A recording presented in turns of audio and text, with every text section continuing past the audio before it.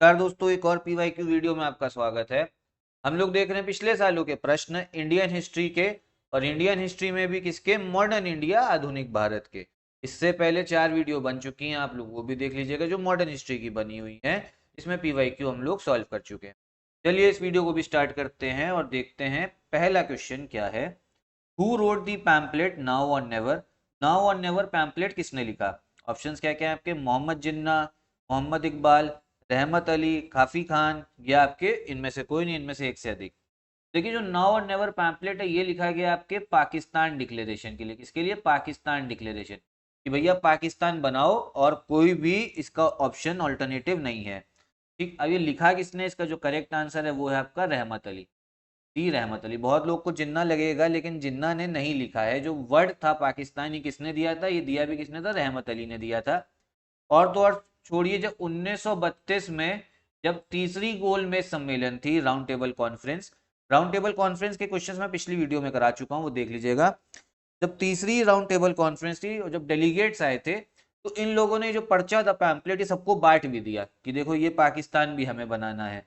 ठीक है, तो किसने लिखा है? रहमत अली ने लिखा है, तो ये ध्यान रखिएगा। और लिखा भी किस समय तक है? 1932 के आसपास ही लिखा हुआ है। और जो आपकी थर्ड राउंड टेबल कॉन्फ्रेंस है, तीसरी गोलमेज सम्मेलन, वो कब हुई है? 1932 में। और जब इन्होंने लिखा था तब एक चीज ध्यान रखिए, जब इन्होंने जो नाम दिया था वो दिया था PAKSTAN,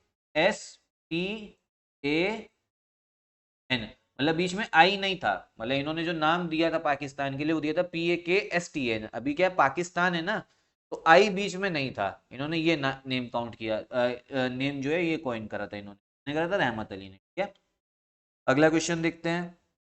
who declared sati illegal? Sati को गैर कानूनी किसने घोषित किया? अब देखिए सती होता क्या था।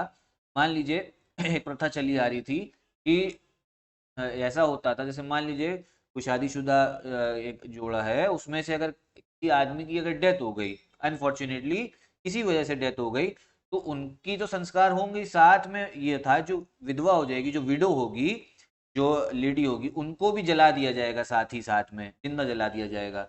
ठीक है, तो ये प्रथा चली आ रही थी। अब इसके लिए बहुत से लोगों ने इस पे आवाजें उठाई। अब इसी में ये पूछा जा रहा है किसने इसको गैर कानूनी किसने घोषित किया।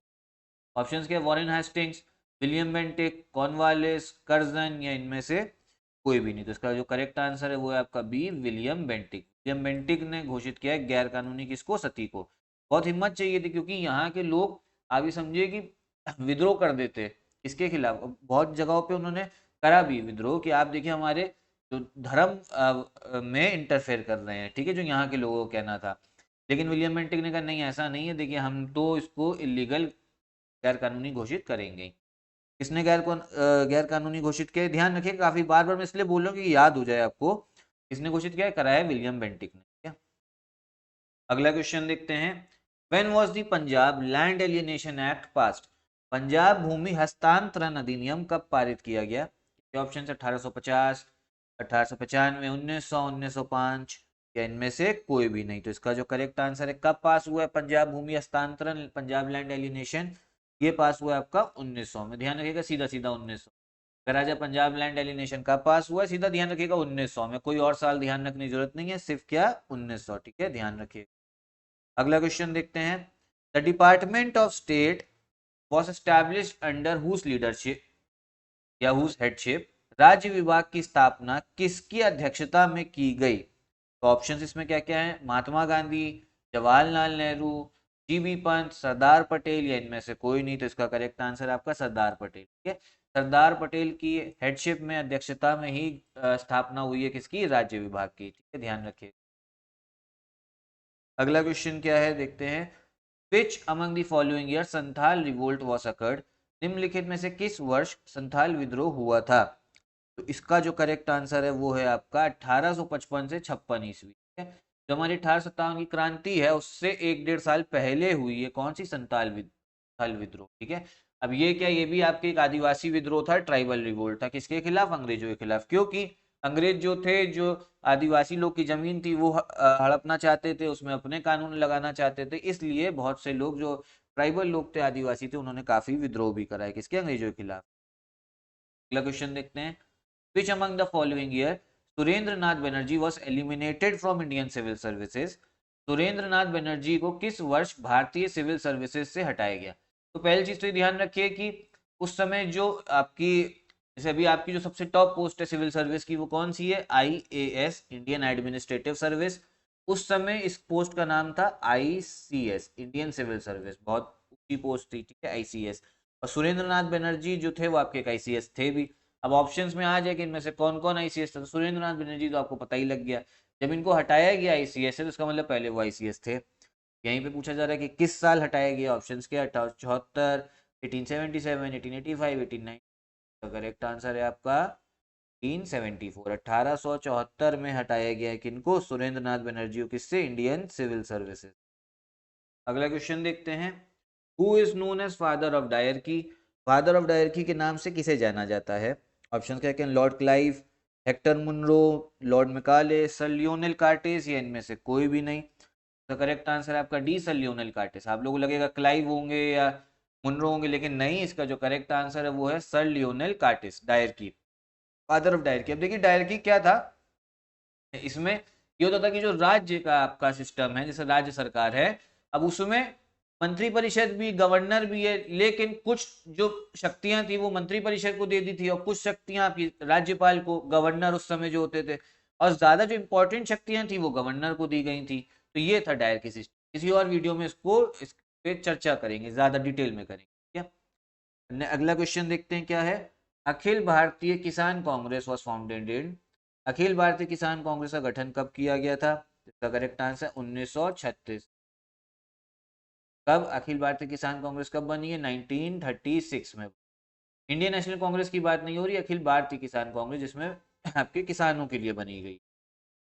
अगला क्वेश्चन क्या है।